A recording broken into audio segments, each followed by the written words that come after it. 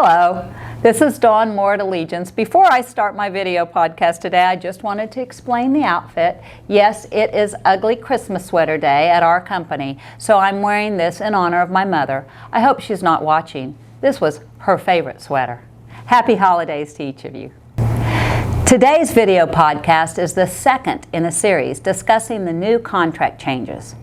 The new contract will be mandatory for your use February 1, 2023.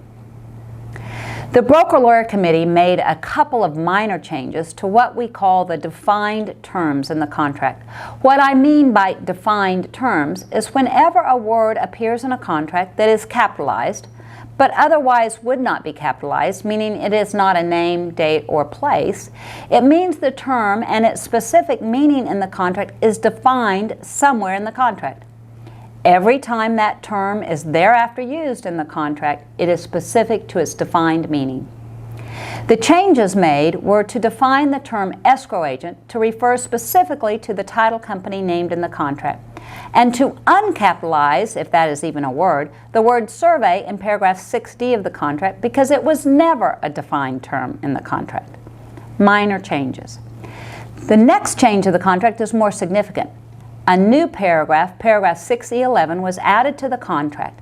It provides for a place to acknowledge that required notices have been given, such as the MUD or PID notices. The paragraph reads, "The following notices have been given or are attached to this contract." For example, MUD, the Water Conservation Improvement District, or the PID. And then there are a couple of lines for the notices to be listed. Correlated to this change, the reference to the PID addendum in paragraph 22 of the contract has been removed. This is the right way to handle the PID notice because notices were never before and should not be an addendum to the contract. It is not something that creates any contractual rights or obligations between the parties.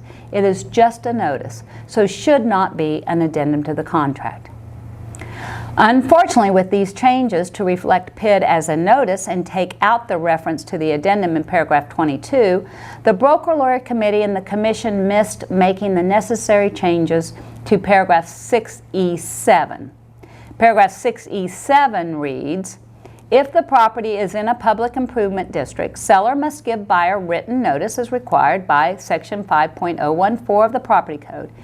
An addendum containing the required notice shall be attached to this contract." I'm hoping the Commission caught this and will be making necessary changes before the contracts are mandatory, February 1, 2023. Otherwise, there is a conflict. Next week, I will address a couple of the other changes to the contract. Through this series of video podcasts, my hope is to help our industry understand the why behind the changes to the contract so we can better represent our clients. Thank you for your support of the services Allegiance Title provides. We appreciate your business.